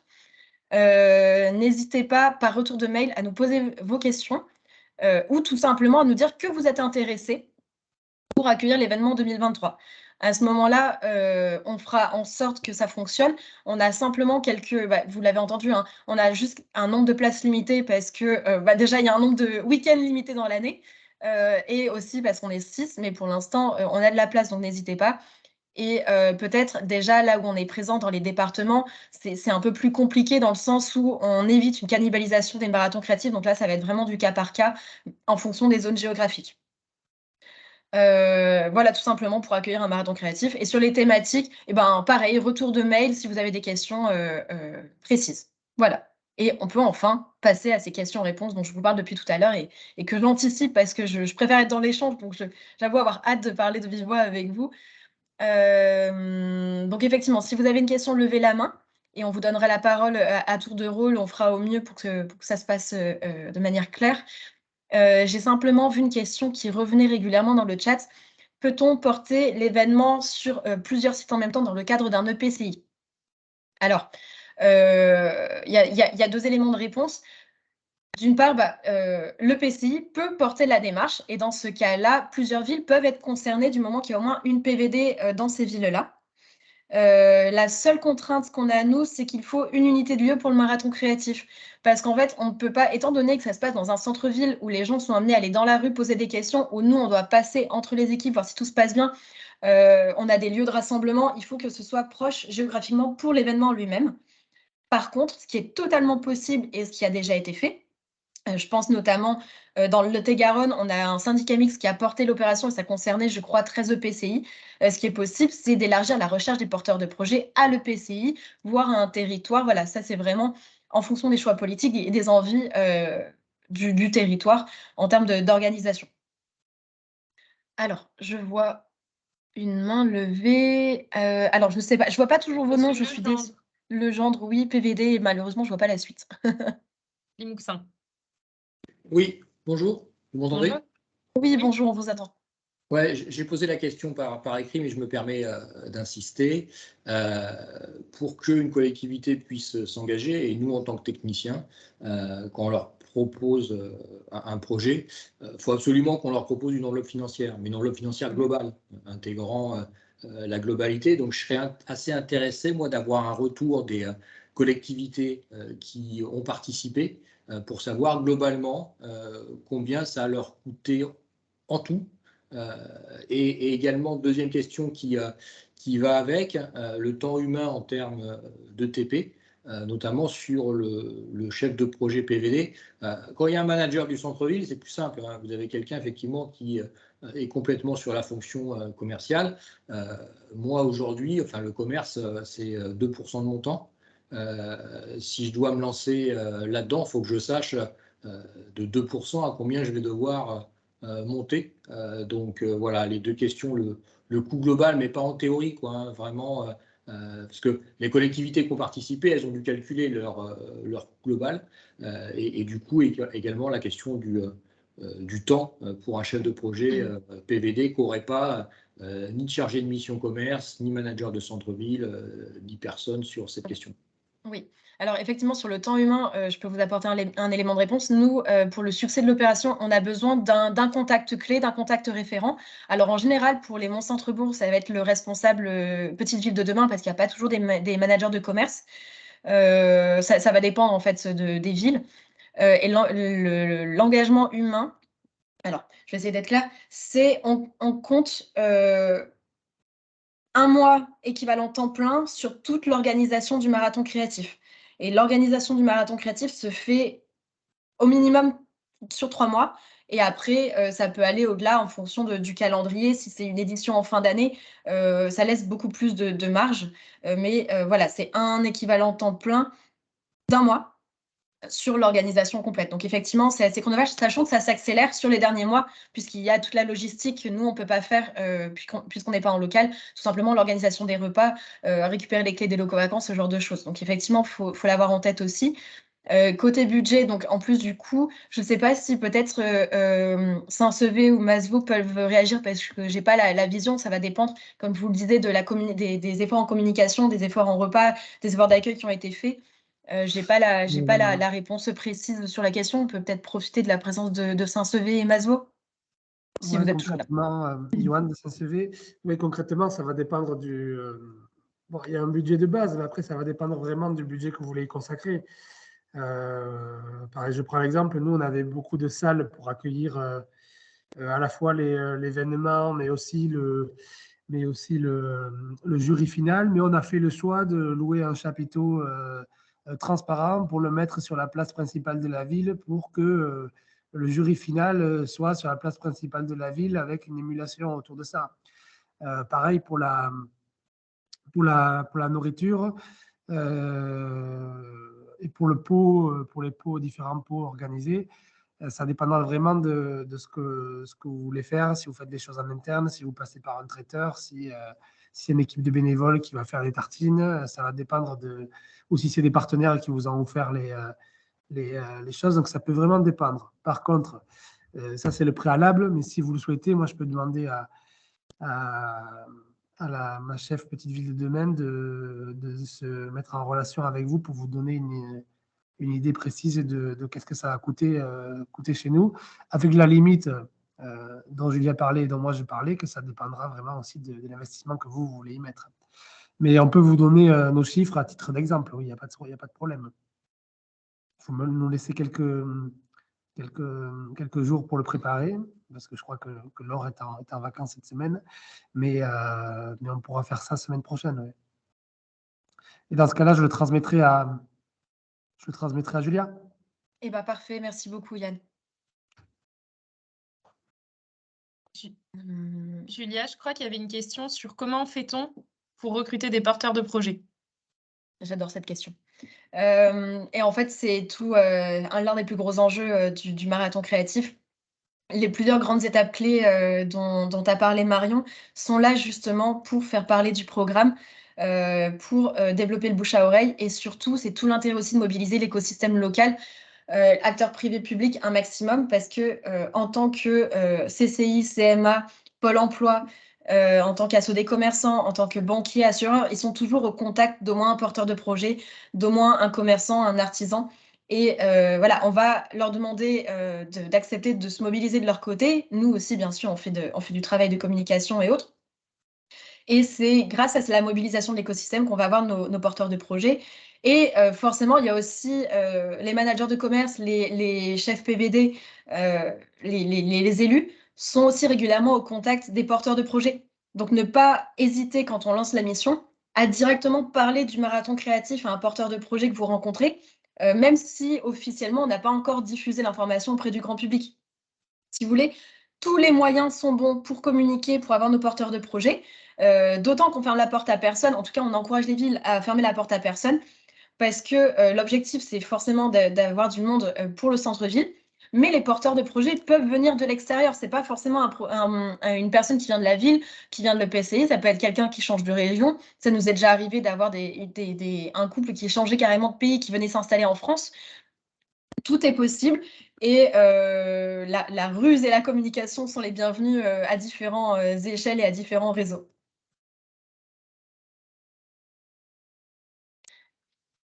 Alors, je vois des mains levées. Je crois, Valentine Roux. Oui, c'est ça, tout à fait. Donc, elle a une question parce qu'elle a Oui, écrit également bonjour. dans le chat. Bonjour. Oui, voilà, j'allais baisser. Bonjour à tous. Je suis chef de projet Petite Ville de demain pour 3 communes dans le Tarn, Gaillac, L'Île-sur-Tarn et Rabastens. Effectivement, j'étais intéressée pour la question du global. Là, ma question, j'ai retranscrite effectivement dans le chat, c'était sur des exemples de prix que les communes ou les EPCI remettent aux porteurs.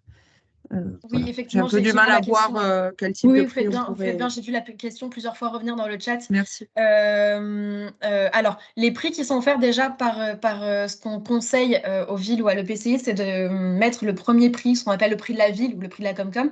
Ça va être quelque chose de symbolique qui va symboliser votre envie de voir s'installer des nouveaux commerçants ou d'encourager les commerçants, en tout cas en centre-ville. Et là, ça va dépendre, côté ville, côté EPCI, c'est par exemple des mois de loyer offerts pour, je ne sais pas, alors ça va vraiment dépendre des besoins, des attentes et des facilités pour les villes. Ça peut être des mois de loyer offerts pendant 6 mois, pendant 1 an, et c'est dégressif sur les 3 premiers. Ça peut être une aide à la réinstallation de la vitrine, une aide subvention pour les travaux. Ça, voilà, ça va dépendre beaucoup des territoires et des possibilités que vous avez. Et concernant les autres prix, ça va dépendre aussi, en fait, tout simplement des partenaires qu'on aura. Par définition, Le Bon Coin remet dans chaque ville l'équivalent de 1 250 € en publicité à l'un des porteurs de projet.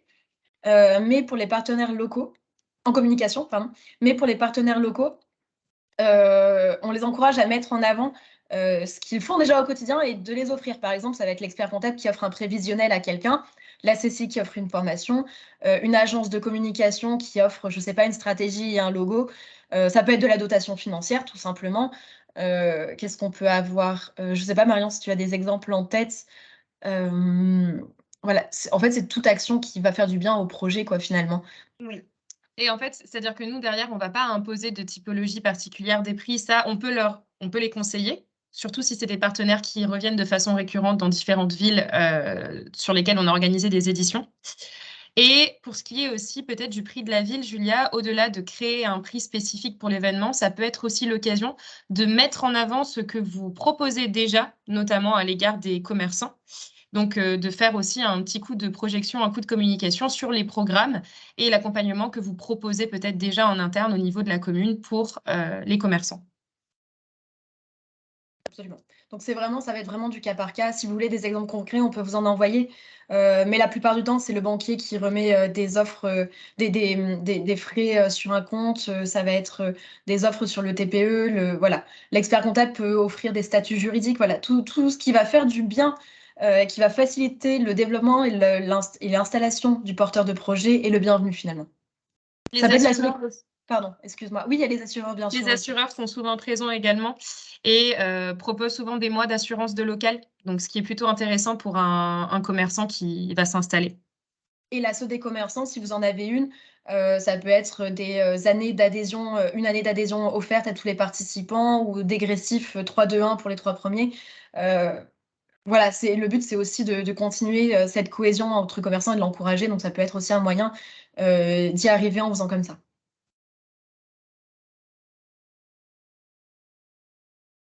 Alors, je ne sais pas s'il y a d'autres questions. J'en ai vu pas mal dans le chat, mais j'avoue ne pas avoir... Je crois que quelqu'un lève la main. Alors... C'est Monsieur Legendre, je ne sais pas si c'est encore une main levée ou si c'est... Ah, bon, bah non, du coup, c'était un oubli. Je ne sais pas si Céline est là, vous pouvez nous faire peut-être un récap des questions auxquelles on n'aurait pas répondu, qui sont revenues régulièrement. Ah, j'en vois une nouvelle. Ah oui, c'est la question des locaux vacants que j'ai vu plusieurs fois aussi. Alors, si on ne dispose pas de local en tant que ville, j'imagine, ou en tant que collectivité, et que les propriétaires sont frileux. Alors, plusieurs éléments de réponse. Si vous n'avez pas de local en tant que ville, déjà, c'est pas grave, on peut quand même faire l'événement. Si les propriétaires sont frileux, alors ça fait partie de la démarche de les intégrer directement, en tout cas les bonnes volontés. Nous, on les invite à chaque étape, avec vous bien sûr. Le but, c'est qu'ils viennent à la réunion d'information qu'on organise avec la ville, les expliquer en quoi ça consiste pour les rassurer. Et très, très concrètement, c'est jusqu'à 5 personnes qui vont travailler sur des chaises et une table autour d'un business plan. Donc voilà, ça ne va pas non plus faire rentrer, on ne fait pas rentrer du public ou des gens qu'on ne connaît pas hors événement dans les locaux, donc souvent ça les rassure. Il y a aussi le volet agence immobilière qu'on peut solliciter, qui eux ont des contacts directs ou les clés et peuvent demander voilà, l'accès au local sur les 2 jours.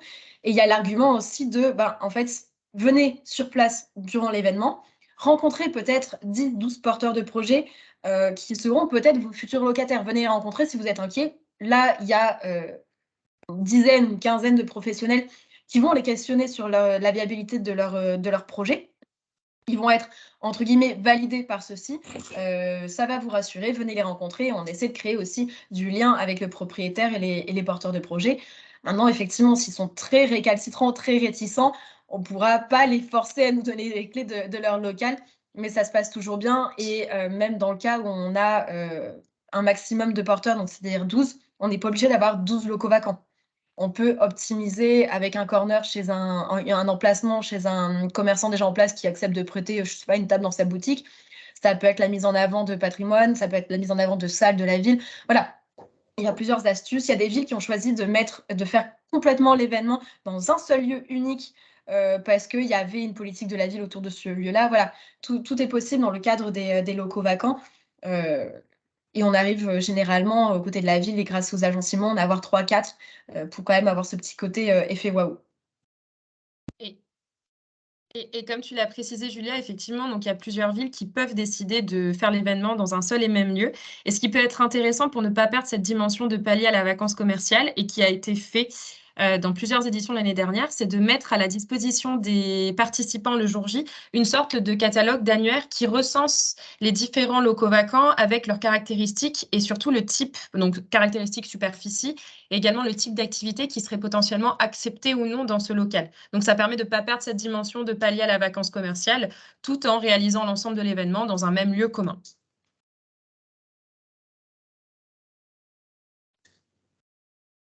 Alors, quid de quelqu'un qui doit démarrer bientôt dans un nouveau commerce? Eh bien, il peut participer, absolument. On encourage tous ceux qui font du bien, localement à participer. Donc on a les porteurs de projets qui ne sont pas encore lancés, on a les commerçants déjà installés qui voudraient se réinventer et ceux qui viennent de se lancer, ben, pourquoi pas les faire venir. Ça va pas forcément être les mêmes objectifs à atteindre pour eux que pour ceux qui n'ont pas encore créé. Mais Pauline de Masvo l'a dit tout à l'heure, les prix, ça reste quand même très intéressant pour les participants. Donc déjà, il y a ça à gagner, il y a la visibilité, il y a la rencontre directe avec le public. S'il vient de se lancer, il est peut-être pas connu sur le territoire, donc on va avoir des questions de visibilité, de communication.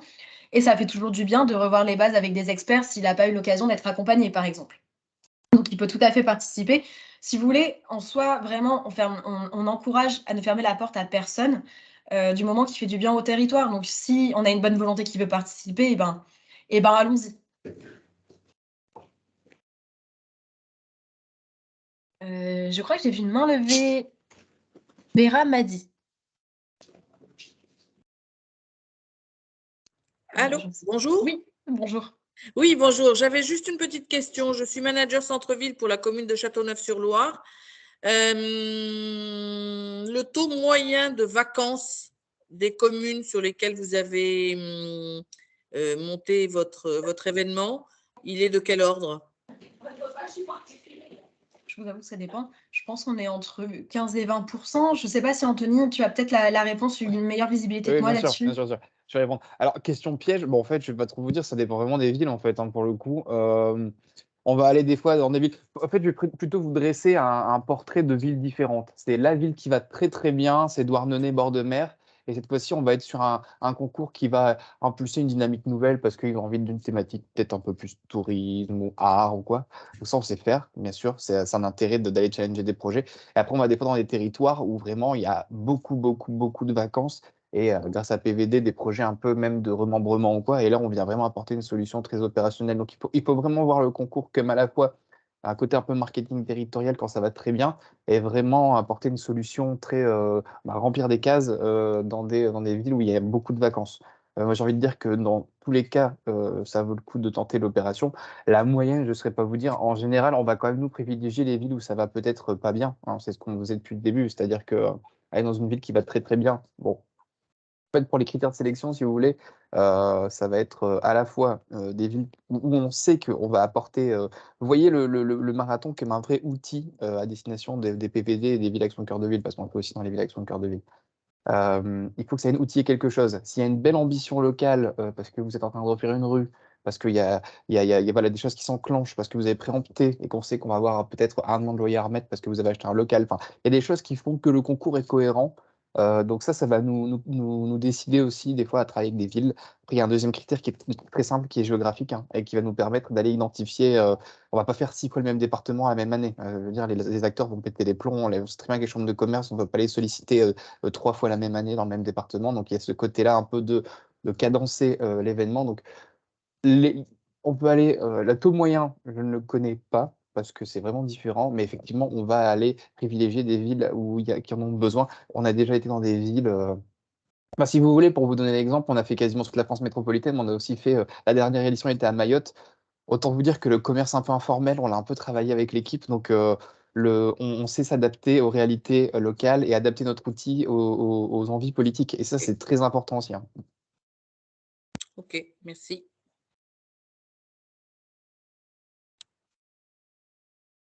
Alors, je regarde s'il y a d'autres questions. Madame Lartigue, je crois. Oui, bonjour. Oui, il y a une chose que je n'ai pas très bien compris, c'est très concret.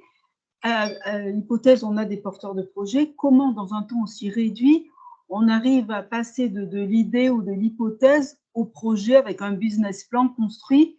Je ne comprends pas bien, malgré l'intérêt de la visibilité, du coaching, de l'accompagnement, très concrètement si c'est de la com a posteriori ou si c'est vraiment de l'amorçage concret qui va se continuer dans la durée, sachant qu'a priori, c'est pendant 3 mois que vous intervenez concrètement.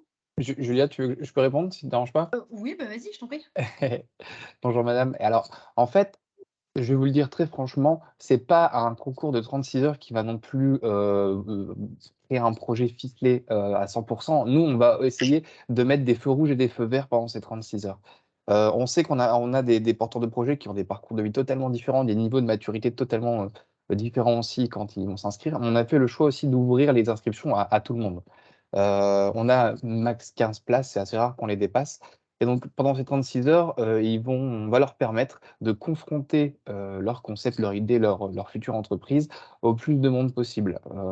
Ils vont rencontrer des experts de la création d'entreprise, donc ils vont rencontrer banquiers, experts comptables, assureurs, chambres de commerce, des autres commerçants qui vont avoir un vrai retour un peu de leurs pairs et de partenaires de la création sur leur projet.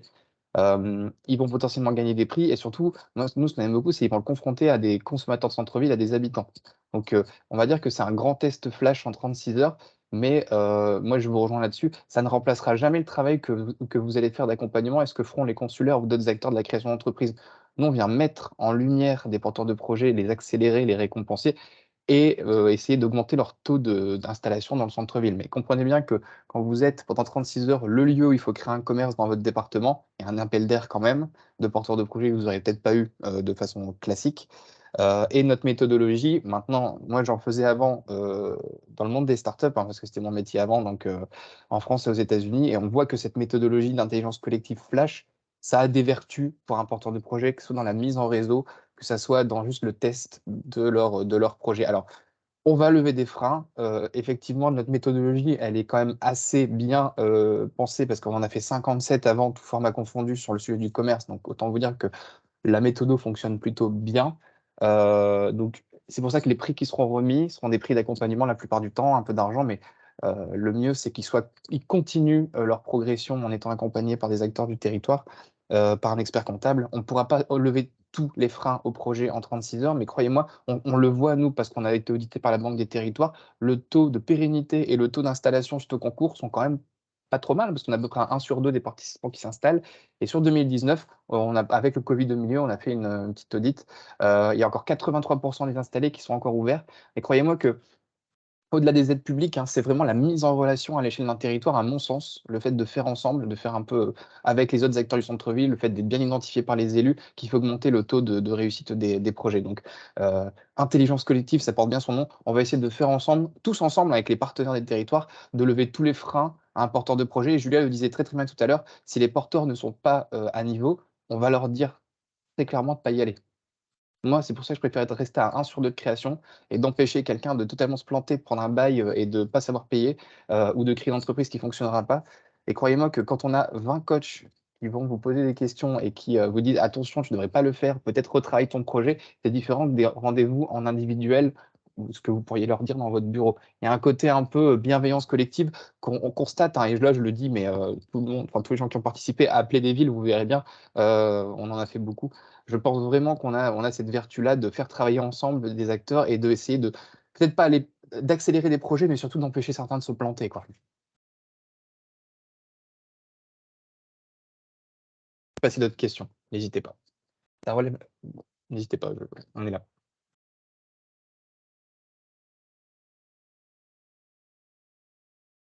Alors, je suis en train de mettre, j'en profite, je suis en train de mettre mon mail dans le chat si vous avez des questions spécifiques qui vous viennent après ou si vous souhaitez organiser un événement, quel que soit, donc à mon centre-bourg ou sur notre thématique, n'hésitez pas à nous envoyer les infos. Je vous mets notamment mon mail, mais toute l'équipe est disponible. Il y a encore des mains levées. On a un peu dépassé les. Si vous avez encore le temps, nous, on a encore le temps, mais donc n'hésitez pas à poser des questions. Voilà, ce que il y a une question de Madame Devulté. Excusez-moi, quoi votre nom?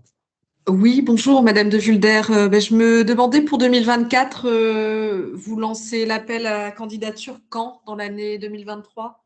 Ouais, ça marche. Il y a plusieurs fois la question qui est revenue et je vais y répondre très, très concrètement. Alors, on a, là, en 2021, on a lancé un appel à candidature et il y a eu 40 candidatures pour 20 places. On s'était dit avec la Banque des Territoires et Le Bon Coin qu'on allait, pour pas non plus frustrer, faire les 20 premières et les 20 suivantes l'année d'après. Sauf qu'avec la situation, de la crise énergétique que vous connaissez quand même pas mal, je pense, dans les collectivités, il y a quelques villes, au moins 60%, qui nous ont dit pas budget cette année pour le concours. Et donc, on a eu un petit appel d'air du nombre de places pour 2023. Et donc là, il doit nous rester, je ne sais plus, 5, 6, 7 places pour 2023. Donc, si des villes sont intéressées pour le faire, parce qu'il n'est pas trop tard, hein, on est, vous l'avez vu, 2-3 mois de préparation avant concours, ça marchera directement par devis. Il nous reste de la place, on a une convention avec la Banque des Territoires. Et pour 2024, il y aura, alors, je ne pourrai pas vous dire le nombre exact de places, parce que c'est pas moi qui vais décider, hein, je suis pas moi avec pas la Banque des Territoires, mais ce qui est certain, c'est qu'on fera au moins 20 villes encore, et on lancera l'appel à candidature sur le dernier trimestre comme on avait fait en 2021. À garder en tête aussi, je vous dis ça, mais on est en train de le mettre en place avec Franck et Marc-Henri de la Banque des Territoires. On veut tester une expérimentation où les collectivités, Petite Ville de Demain, parce que vous êtes 1600 et on n'a pas beaucoup de place, pourraient organiser l'événement en totale autonomie. Donc sur un format un peu, on a appelé ça formation-action, où on viendrait former les techniciens des collectivités à l'organiser sans nous, avec un prix moindre, bien sûr. Mais ça va être un petit appel à candidature qui sera ciblé Banque des Territoires, et on n'est pas encore bien avancé là-dessus. Mais dites-vous que probablement aussi pour 2024, il y aura cette solution-là, mais qu'on nous, on conseille avec à des territoires un peu comme Masvo, où il y a déjà un binôme manager, chef de projet PVD, parce que vous vous doutez bien qu'il faut un peu d'ingénierie. Mais on le sait, on adore avec l'équipe aller sur les territoires, mais on n'est pas indispensable, et je pense que vous pourrez très bien animer si on vous forme l'événement sans nous. Donc ça, c'est une autre option. Mais voilà. S'il y a des intérêts 2023, contactez-nous rapidement parce qu'il faut mettre en route. Comprenez bien que nous, là, on a eu quand même pas mal d'annulations de dernier moment. Mais bon, enfin, moi, ce que je dis à l'équipe, hein, si une ville doit décider entre chauffer son école et puis faire un concours de création d'entreprise, chauffer l'école, quoi. Hein. J'arrive à comprendre le niveau budget. Mais voilà. Si vous êtes intéressé, contactez-nous rapidement. On fait un devis, on met en route. On reste dans les dates. Il nous reste des dates cette année. Et pour l'année prochaine, j'ai envie de vous dire, si vous êtes déjà intéressé pour 2024, faites-vous connaître parce qu'il y aura un petit dossier de candidature. Mais bon, nous, au moins, ça nous permet de voir que les territoires ont déjà envie. Et qui sait, il y aura peut-être même plus de place l'année pro, je ne peux pas vous dire. Mais on sait que l'intérêt est présent hein, du concours. Vous étiez une centaine là. Et on continuera l'année prochaine aussi, sûrement. Ou le temps que PVD existera, je pense que vous verrez notre logo apparaître sur les territoires. Voilà. J'espère avoir répondu à votre question. Bon, pareil, on déborde avec les questions-réponses. Effectivement, nous, on a le temps, donc, mais je comprends, hein, je vois déjà plusieurs personnes qui ont des impératifs. Ça se comprend totalement, on reste encore un petit peu. Si vous avez d'autres questions de notre côté, il n'y a pas du tout de souci. J'en ai vu 2-3 dans le chat, je ne sais pas si quelqu'un veut prendre la parole. Je vais essayer de remonter le chat en attendant pour regarder un petit peu. Il y a une question un peu géographique. Les villes que vous avez vues, de toute façon, on va partager la presse. Si vous êtes, on va éviter les mêmes départements, mais si votre département n'est pas dedans, ça peut être le cas en 2023. Ouais. À la limite, Marion, si tu veux bien remettre la carte de la présentation, si ça ne te dérange pas.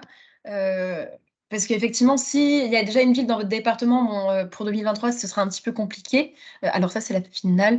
Ce sera un peu compliqué. Par contre, ça vous permet d'aller voir un petit peu concrètement à quoi ressemble un marathon créatif si vous souhaitez en organiser un. Effectivement, s'il n'y en a pas dans votre département, il y a de la place. Très bonne remarque, Julia. Moi, ce que j'aime beaucoup avec l'équipe, c'est vous proposer, au lieu de vous vendre le truc pendant 1h30 de vidéo, venez voir. Le calendrier des dates va être très vite fait pour 2024.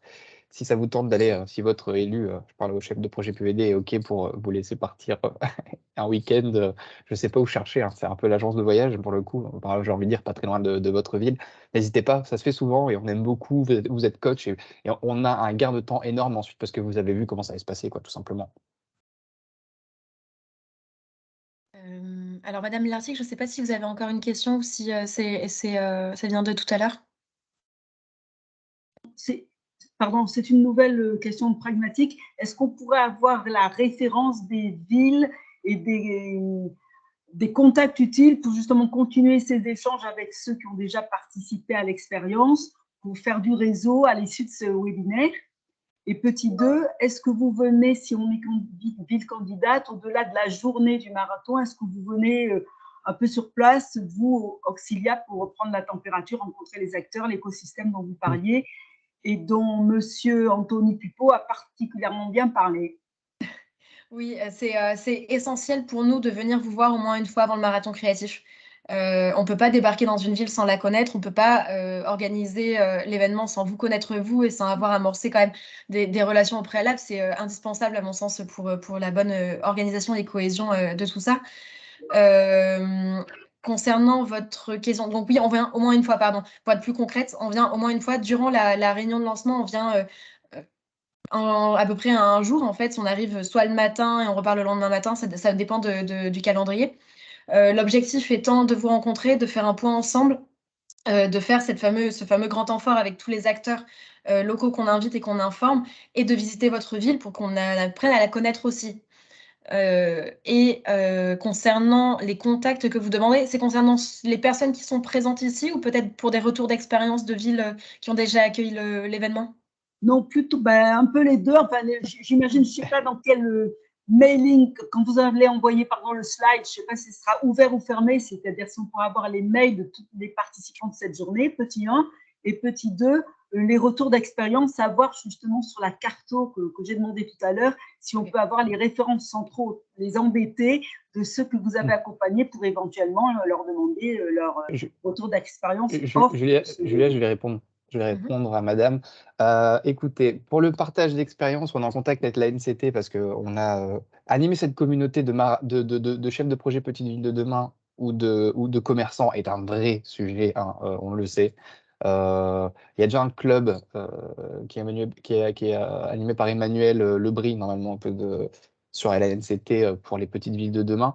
Je voudrais répondre aussi en vous disant que avec des collègues et notamment avec un partenariat avec Idealco, qui est une plateforme en fait que vous connaissez peut-être, hein, on va lancer un groupe spécifique pour les villes rurales sur de l'échange. Donc il y aura une plateforme dédiée qui sera en partie gratuite et on va lancer des petites missions de hotline conseil à destination des petites villes de demain, mais ça fera l'objet d'une autre webconférence. Donc si vous aimez nous entendre parler, ça va bientôt suivre. Mais on sait qu'il y a un vrai sujet sur l'animation de ce club Petite Ville de demain. C'est un vrai besoin qui nous remonte souvent. Et aussi pour le club des commerçants.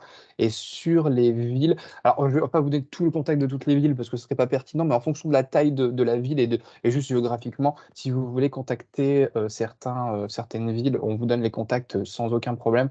Je vous dis vraiment, nous, on est...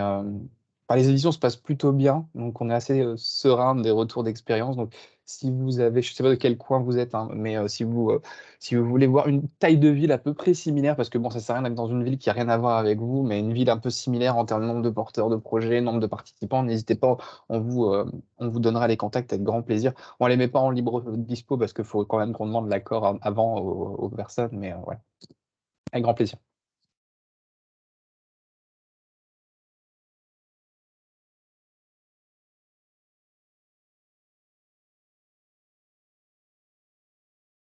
Écoute, je pense qu'on peut conclure là, l'équipe. Que vous en pensez quoi? On a déjà parlé pas mal quand même. On a fait un rappel de 20-30 minutes là. On peut conclure là-dessus. De toute façon, on a enregistré le replay, on vous l'envoie. Et puis, s'il y a la moindre question au retour d'expérience, je disais, n'hésitez pas à contacter autour de vous. Et il nous reste de la place pour 2023. J'insiste là-dessus. Croyez-moi, les dates, on est déjà en février. Et nous, on a, vous l'avez lu, 30 ou 40 événements cette année, rien que sur le commerce. Donc, plus tôt notre planning sera fait et plus tôt l'équipe sera sereine et les déploiements de nos marathons se feront dans les meilleures conditions. Donc, vous voyez, si vous voyez dans des trous de cartes en bleu là et que vous voyez bien votre petit logo, je ne sais pas, un peu dans le trou là, entre Lyon et ou la Bourgogne, n'hésitez pas, hein. Ou dans le nord, chez moi, tout est possible, hein. Moi, je suis dans le nord de la France, ça me fera aussi plaisir d'animer des villes dans le Pas-de-Calais ou dans l'Oise ou dans la Somme. On n'a pas encore pour l'instant. À très bientôt et puis à votre dispo. Merci beaucoup. Au revoir. À bientôt. Au revoir. Au revoir. Au revoir, merci. Au revoir.